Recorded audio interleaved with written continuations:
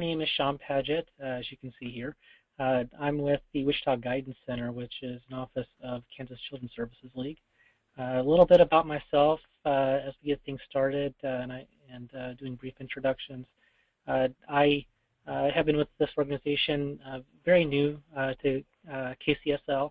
I started here April 6th. Prior to that, I had worked in community-based services through Cali County area. Had been with community services in that area for 3.5 years roughly, and prior to that had worked in community mental health services based out of Butler with South Central Mental Health Services. And very excited to come on board with KCSL and join the team here. And I've been asked to present a little bit about services. This is aimed at folks that might be making referrals for services, or folks that might be accessing care, particularly for the first time or revisiting services. And the idea is to give some examples of what might bring folks in for therapy or bring folks in for services, and what people might expect as they're coming in and accessing care. So that begs the question, when will you or someone you know benefit from therapy? And hopefully we can address some of this today with our objectives of bringing folks to services, how to best be prepared when you're coming in for that meeting, and hopefully by the end here we're making that start of therapy services or community-based services a little bit less of a mystery.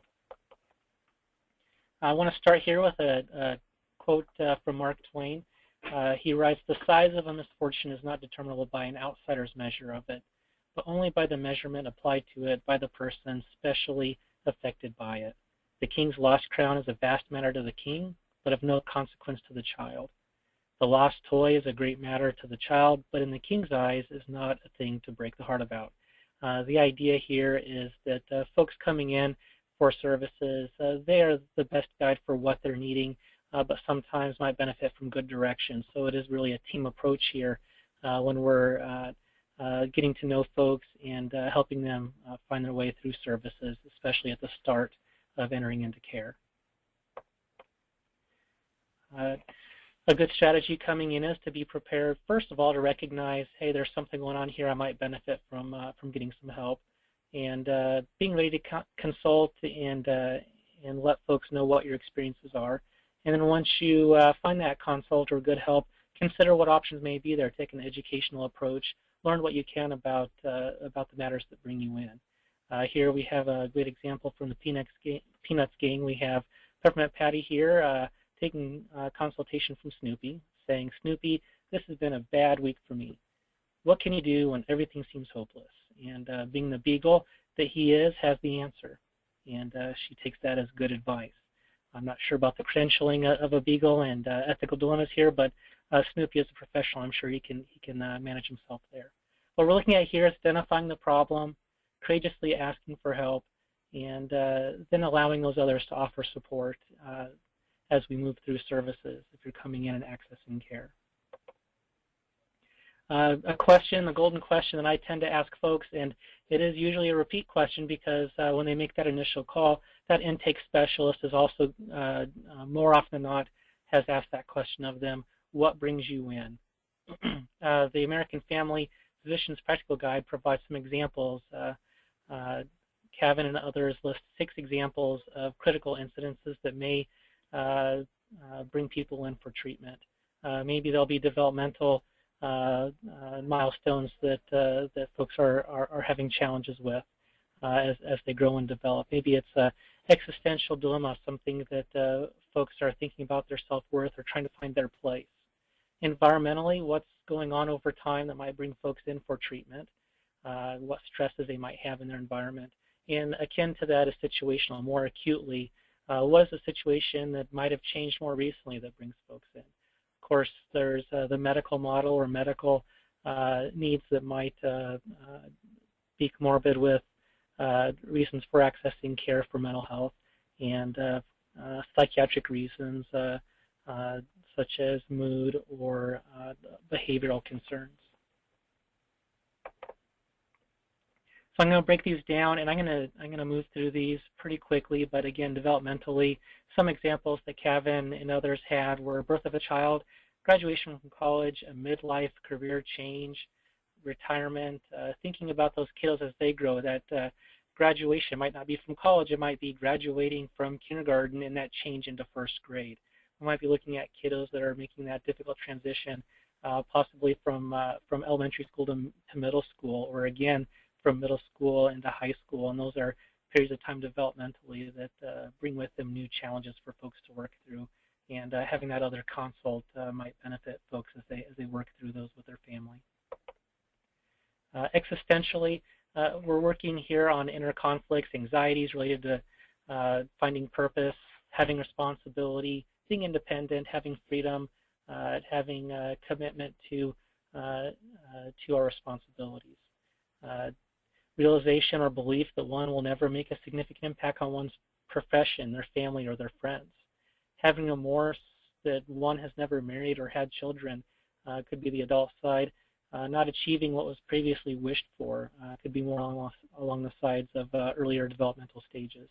With kiddos in particular, it could be guilt or fear about particular consequences, or realization at times that will I be able to achieve what I wanted to earlier. And along with that, feelings of helplessness, guilt, remorse. What I hear from kiddos at times is, well, if I don't have that direction, if I don't know where I'm going, I feel bored. When we get into the teens, we hear more of when someone presents, hey, this might be fun, why don't you try this out? We might see eyes rolling and hear whatever. So that's how that might change developmentally with that existential dilemma. Despair, thoughts of one's life, that's fears of having meaningless ventures ahead of them. Viktor E. Frankl, who wrote Man's Search for Meaning, writes on his experience and the observations he had during the Holocaust and the power that folks had to survive that. And many times through what he had observed and the experiences that he had, those folks finding meaning sometimes in the most minute details. Folks that one example is an individual that had found particular attachment in an object. It was preserving a toothbrush, and how that person gained power in themselves just for having that meaning for taking care of something, or might be caring for maybe another, or having care towards other objects. Whatever it might be, it's finding some purpose that helps pull people forward, and that's the power that Viktor Frankl is known for addressing in his writing. Environmentally, Kevin and others wrote on natural or man-made disasters, and the examples they provide is tornado, earthquake, floods, hurricanes, forest, or grass fires.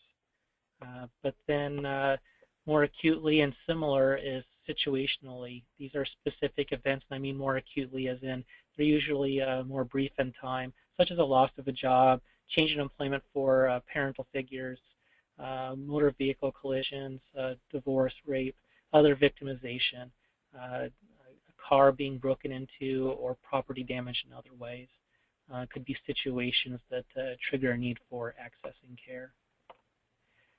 In the medical model, could be a number of medical diagnoses that might match up with further stressors, multiple sclerosis, HIV, cancer, disability, whether it's partial or total.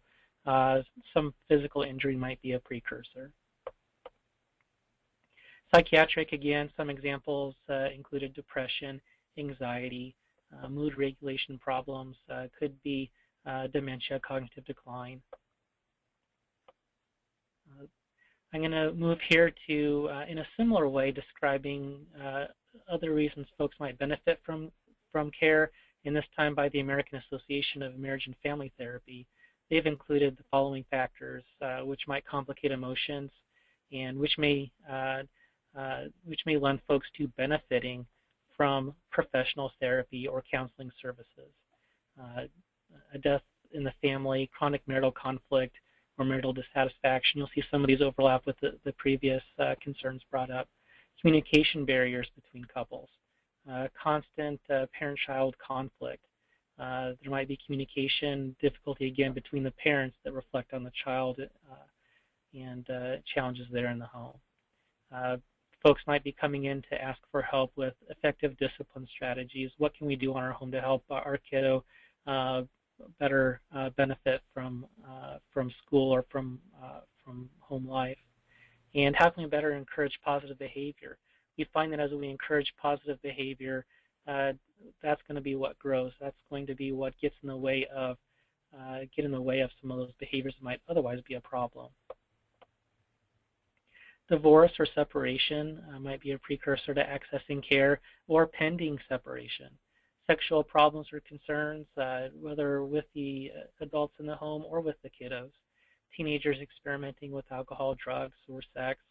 Adults that might be in the home abusing drugs or alcohol, or kiddos that might be exposed to that. Chronic feelings of loneliness, sadness, or depression might benefit from treatment, as well as unexplained fatigue or pain, which again might tie in with the medical model. Unexplained physical injuries to spouse or children. Now, this might at times go along with other agency referrals, such as Department for Children and Family Services, but at times concerned family members might bring folks in for mental health services when they run across unexplained injuries to family members. Repeated financial difficulties might be a precursor as well to accessing resources, with the changes that go on with accessing basic needs and previous interests. Drastic weight fluctuation or irregular eating patterns. The inability to set or attain goals that might have been in place, but maybe it changed, or maybe that's something that's been noticed over time, that either the family or parental figures, or perhaps the kiddo, doesn't seem to be able to attain the goals that may be expected of them. There may be repeated employment difficulties, frequent job changes, or difficulties with coworkers. Now, at times that can be with the parental figures. Other times that might be, especially if we're looking at teenagers and folks looking to move towards independency, they may have trouble with employment and might benefit from consultation and help. Some examples of common reasons for referral for resources that I've run into myself in my work. What I tend to hear from folks is on their school reports or behavior concerns. I hear from kiddos saying, well, I'm getting more red days than green days, or they're hearing about that from family that get those reports. Kiddos may have frequent suspension or truancy concerns that bring them in. Difficulty relating with their peers. They might be discussing that peers aren't nice to them or fair to them. Thankfully, over the last, especially 15, 20 years, the school system, education system has done a wonderful job of educating our children. Counselors have educated children, so they come into us prepared to identify and discuss that I am being bullied. And it's wonderful that kiddos have that language and can speak of their needs there, whereas maybe decades before they might not have had that same language to pull from. It may be school reports or academic concerns that bring folks in. Kiddos might be performing below their peers or their own expectations. Maybe that's a change where they had been meeting a specific standard earlier, and over time they're not meeting that same standard, or over time they had not met that standard, and looking at identifying possible needs as time goes on. There might be increased worry or depressed mood that brings folks in. Guardians might be requesting help in managing that child's behavior. There might be difficult relationships between siblings. At times it'll be addressed, whether that's through foster siblings, or perhaps that's with step families or other extended family members as siblings. Might be significant loss or impending changes. Might be family loss, loss of a loved one. Might be custody changes. Loss of a loved one can at times be due to death. It could also be because of custody changes or for other family changes. There might be property loss that children may have concerns or grief over changes in their home setting that have to do with property. loss of a friend, or whether their friend or family members are moving on, perhaps they're moving on and changing access to friends and family resources. There may be repeated or incidental legal contacts that bring behavior concerns to attention and bring folks in. There may be an employer or an EAP that might be referring for services.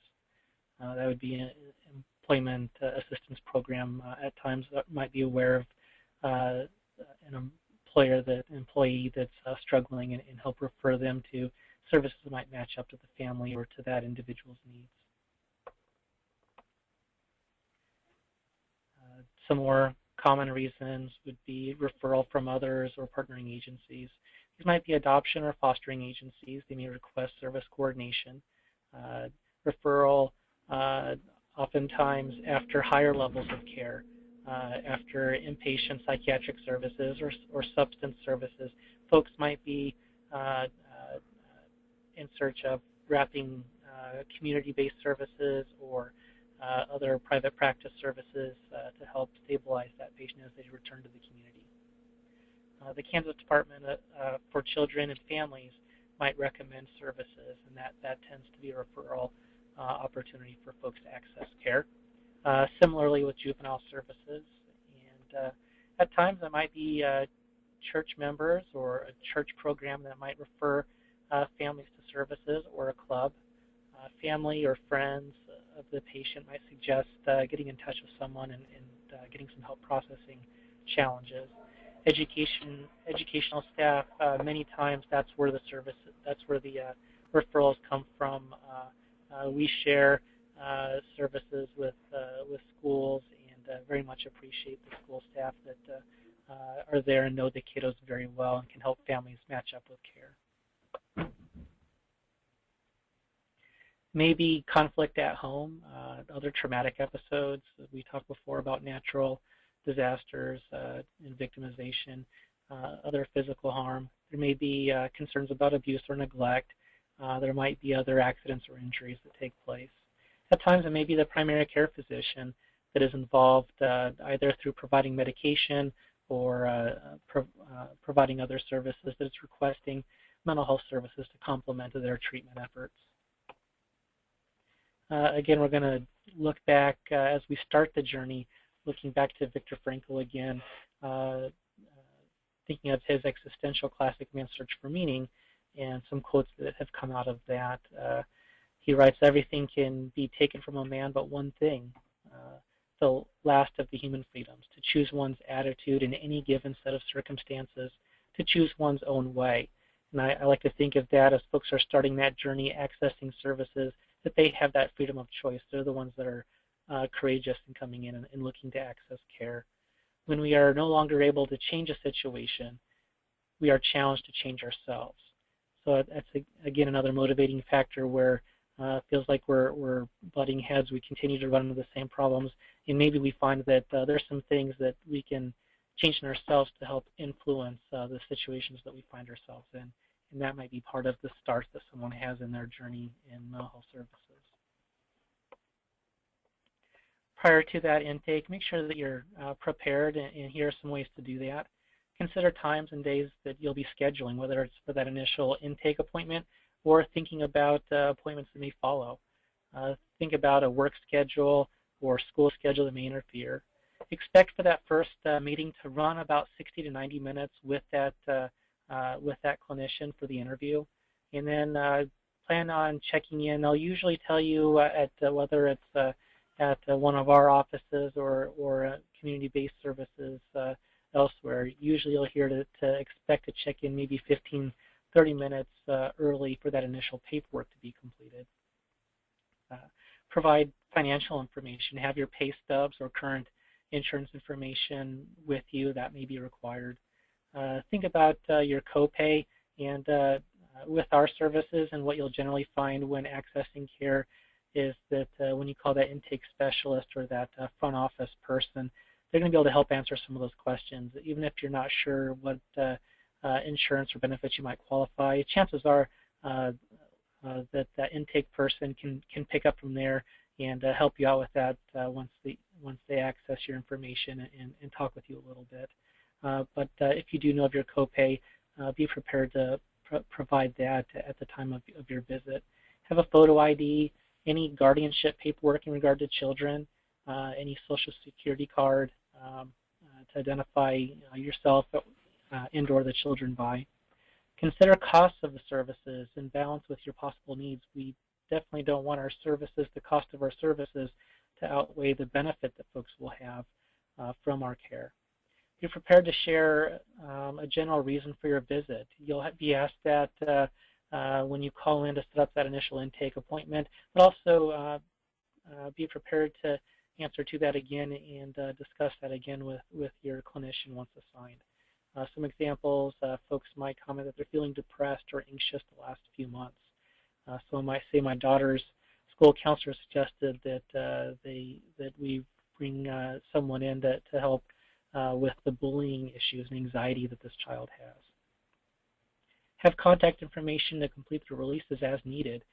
Think about the folks that your provider might want to consult with.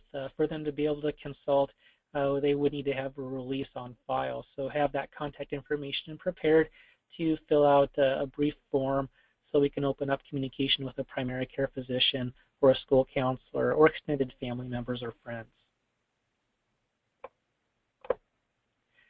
During that intake interview, help the clinician know your interests and needs.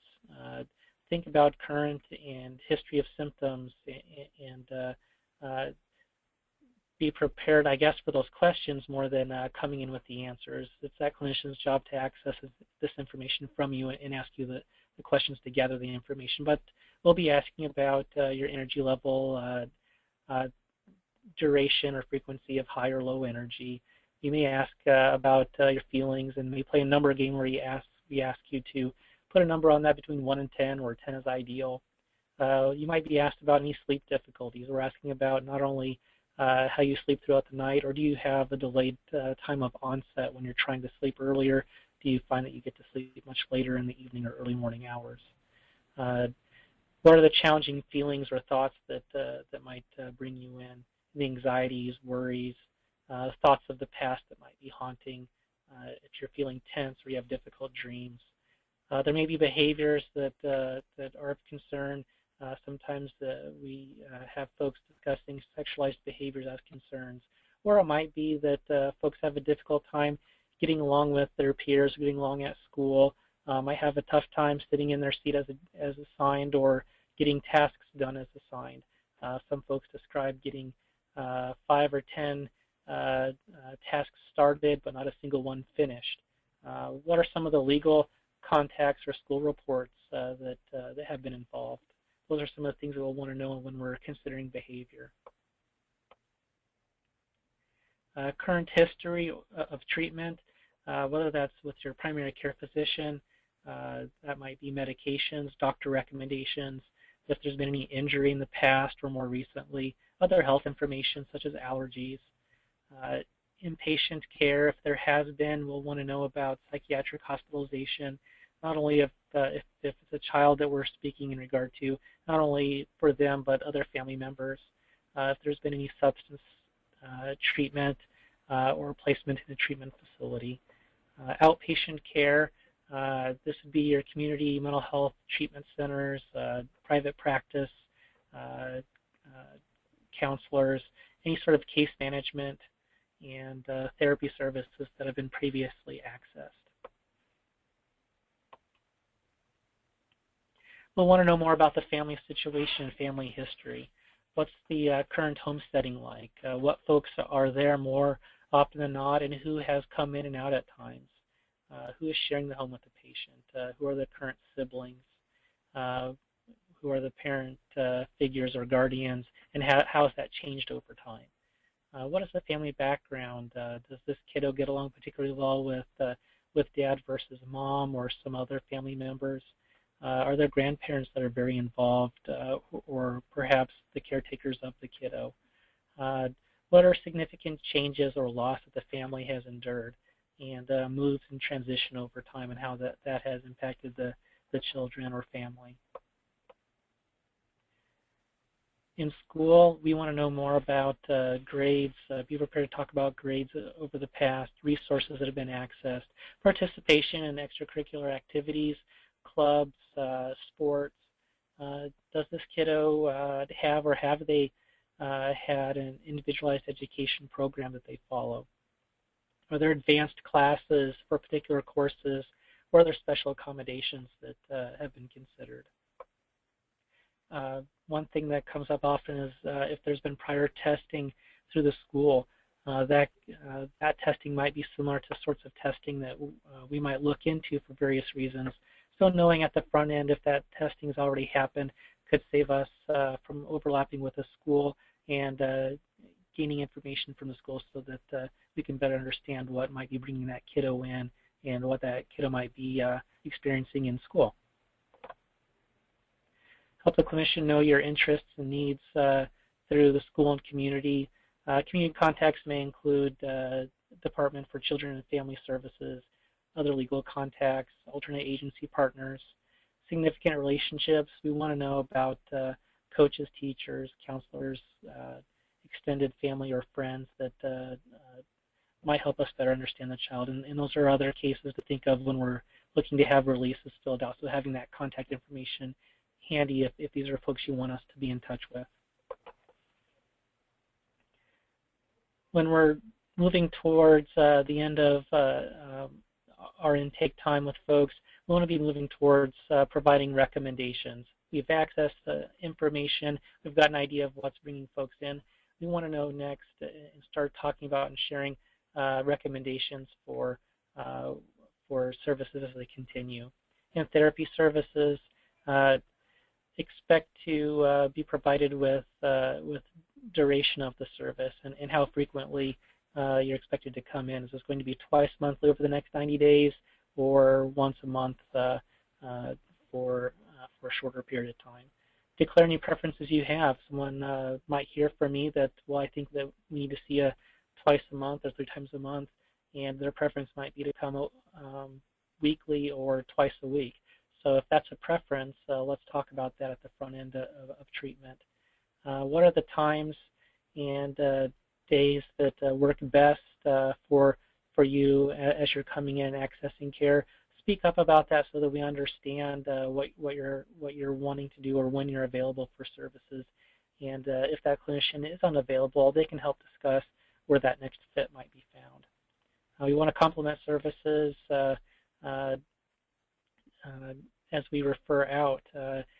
We have here at KCSL, we have a wonderful relationship with CompCare and with other agencies, and we want to be able to refer to and make that a smooth of a referral to case management services if those are being accessed elsewhere, and stay in communication with those service providers.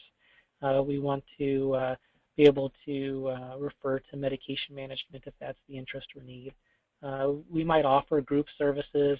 We might also offer medication management if that's needed for the individual coming in or their family. We have educational programs that might have their fit, whether that's parenting practices. We have teen boys groups and teen girls groups, and also a group that is working with young early moms that are working with infants to toddlers. So we might have particular groups that match up with the reasons that bring folks into. What we might find at the end of that initial intake meeting is we have some other questions to address, and that might be reason for referral to psychological evaluation to help clarify some of the other questions that might come up or that folks might have. Simpatico is an MCO or agency that has a contract with Medicaid.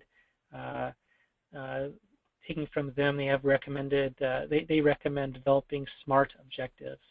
So as we're moving into providing services and developing a plan of care, we want to develop a plan of care that has objectives that are SMART: specific, measurable, attainable, realistic, and time limited. If they're specific, we're going to mention the interventions that are being used or learned. For example, practicing deep breathing to help with panic episodes. Measurable in that we have an expected outcome. We have a change in frequency over time.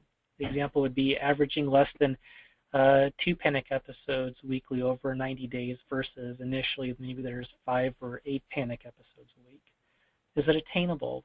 We can expect that this can be achieved by this individual. Similarly, we want this to be realistic. Do not have expectations outside the norm. 100% compliance rate is not an appropriate expectation for children. So we want to make sure that this is not only attainable, but also a realistic expectation for folks, and have it time limited. The expectation is that folks will move on, or if not in treatment, at least move on from that objective and graduate from that to another objective that better matches where they're at as they progress. Continuing to move forward into treatment, be an active participant. Share preferences. Who do we need to include in meetings?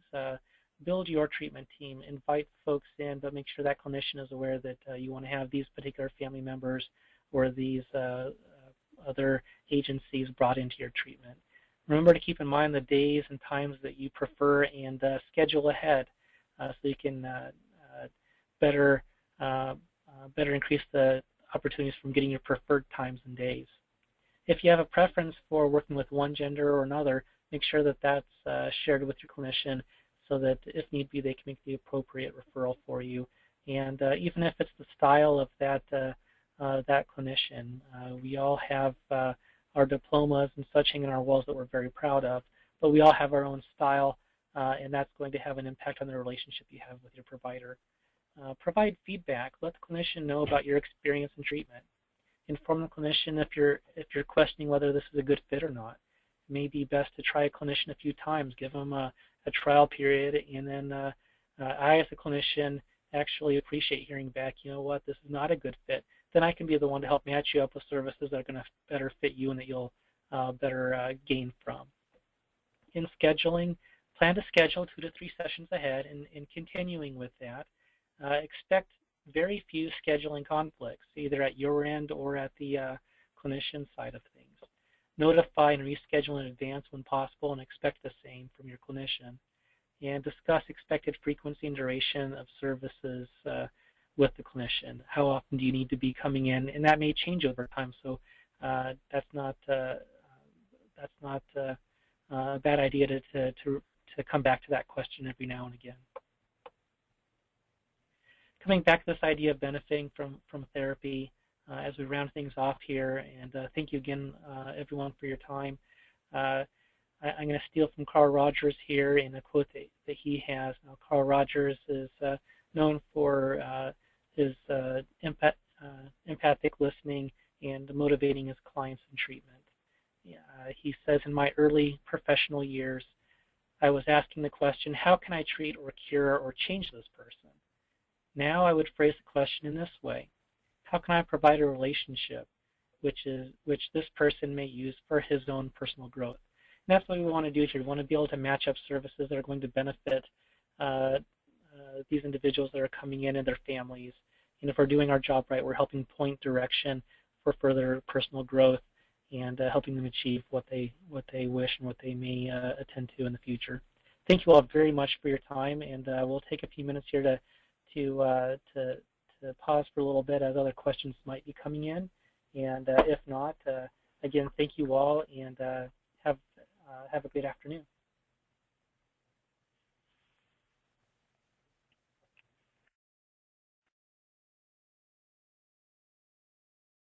Just a reminder, if you need to ask a question, please use the question box at the bottom right of your control panel, and we will answer those as they come in.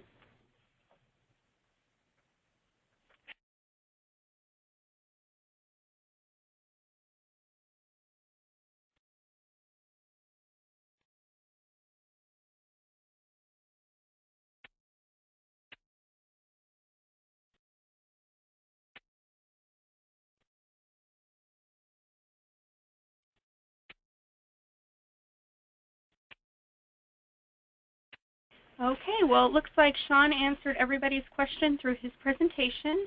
If you do think of a question after the fact, we can relay that on and see if we can get an answer for you. Following this, you will get a survey via email. Please take just a couple moments to fill that out so we can reflect on how the presentation was, and we also turn those in with our funding requirements. The webinar has been recorded, so it will be available on our YouTube channel, which is KCSL 100. You'll also find previous webinars up there and some of the videos that we have recorded as well. Thank you for your time today, and we'll be in touch soon. Thank you.